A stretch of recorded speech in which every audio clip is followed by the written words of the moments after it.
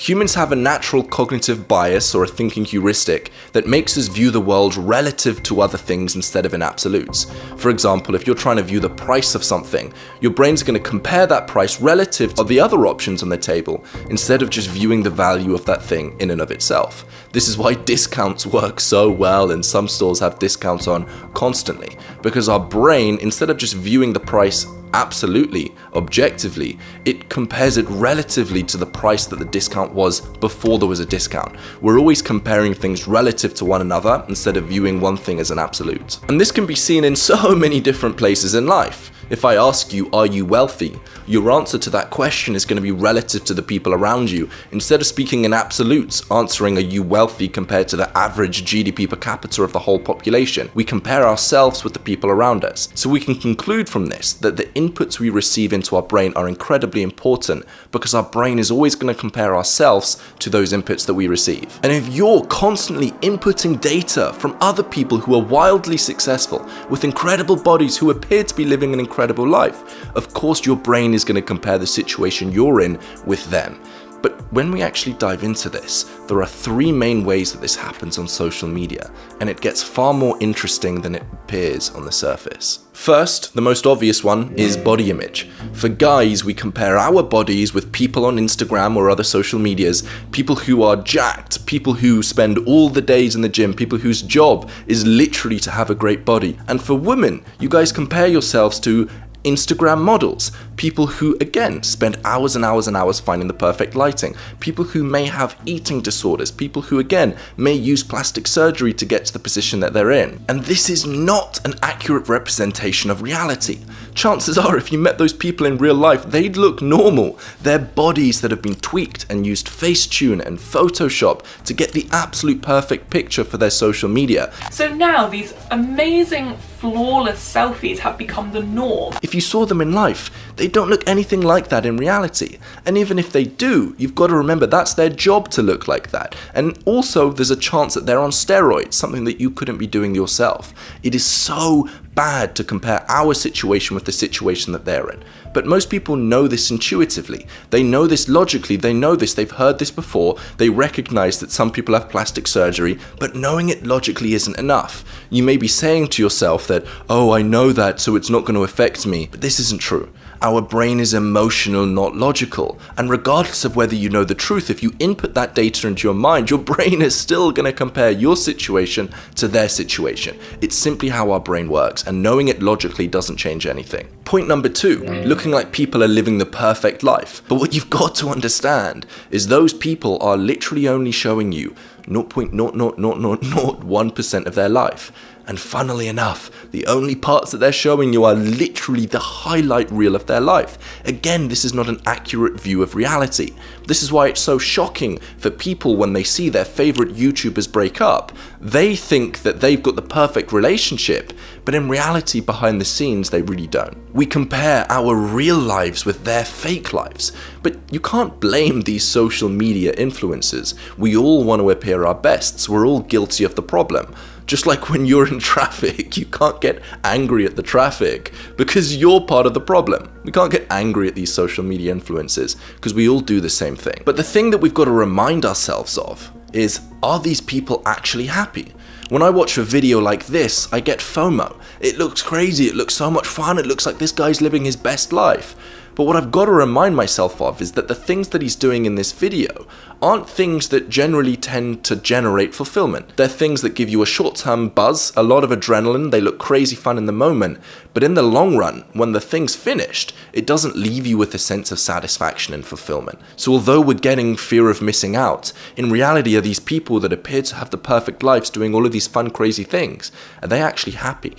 I believe that what generates fulfillment is growth and impact. And those videos of people doing crazy things aren't doing either of those things. So remind ourselves of, are those people actually happy, even if what they're doing appears to be the perfect life? And point number 3, we compare the amount of likes and engagement we get compared to the likes or engagement of other people.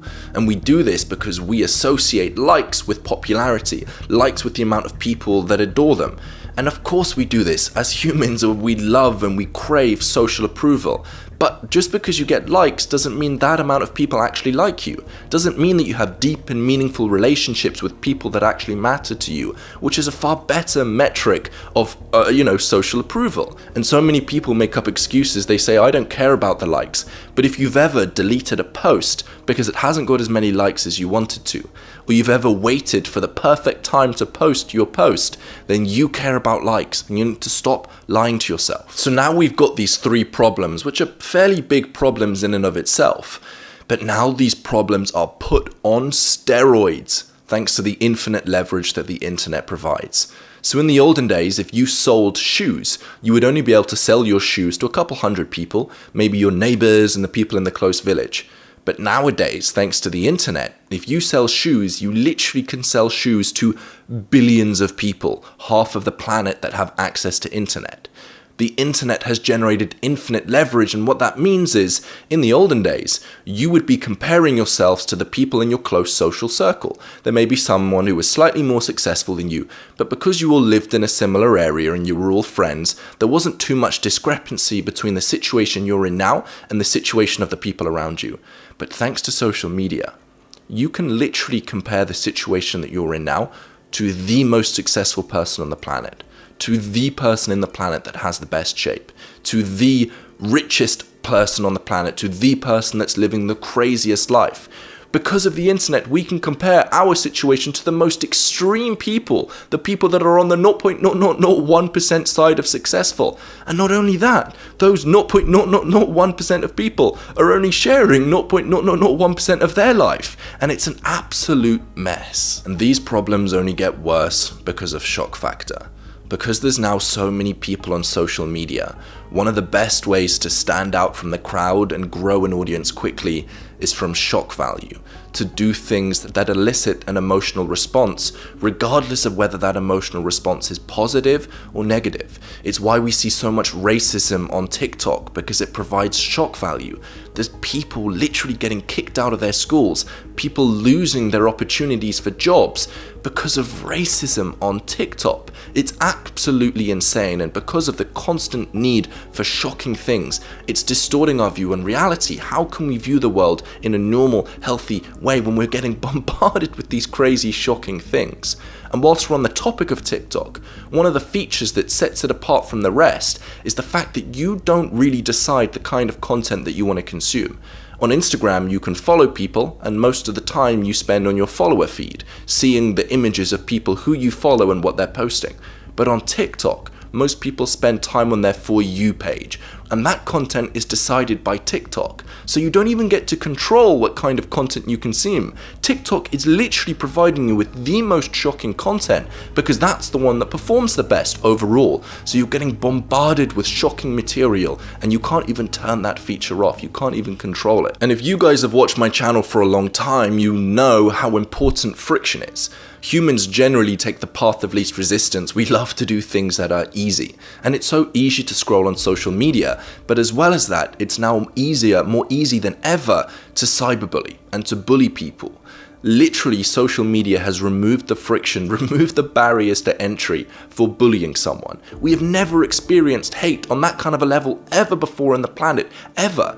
And if there's so many people, if there are literally millions of people telling you that the world would be a better place if you weren't on the planet, as humans, we're social beings. So how easy is it to start to believe them? I think we're going to start to see some horrifying things when it comes to cancelling. We're going to start to see some horrific things when an absolute storm of people, millions of people, start telling you again and again and again that your life is worthless and the world would be a better place without you. It's difficult to not believe those people.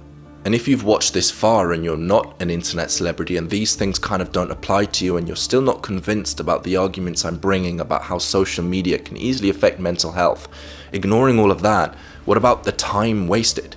So literally these social media platforms are pouring in billions of dollars doing everything they can to make their platforms more addictive. So far, the main ROI that we're seeing is negative mental health. So you're wasting time and the only benefit you get is negative mental health. So you're wasting time, the inputs are negative and the outputs are also negative. And also, thanks to the timeline and infinite scrolling, our brain has access to literally endless novelty. And if you've watched the previous videos in the dopamine detox series, you'll know that novelty produces an insane amount of dopamine, which gets us hooked.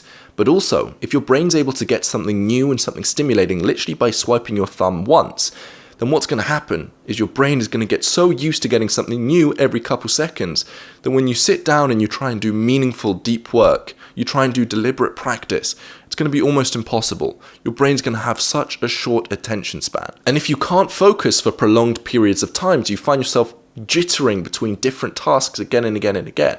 This may be the culprit. And to be fair, I can sit here and I can criticize social media again and again and again. I can provide reasons again and again and again as to the negative consequences of social media, but I've got to give a fair argument. Obviously, there are benefits of social media.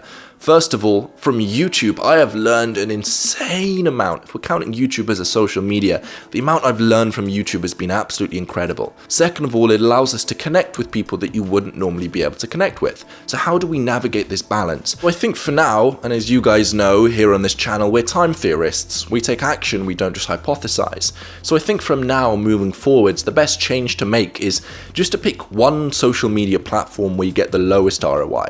And maybe that means the inputs, the amount of time and energy it takes, is very high, and the outputs are especially low, so maybe it's causing negative health consequences.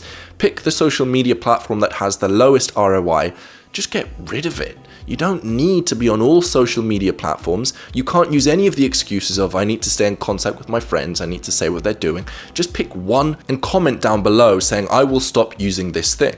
Another way that you can positively enhance your social media experience is by dictating what you see and what you don't see. Unfollow the people on Instagram that aren't providing you with value and may be making you feel bad about yourself.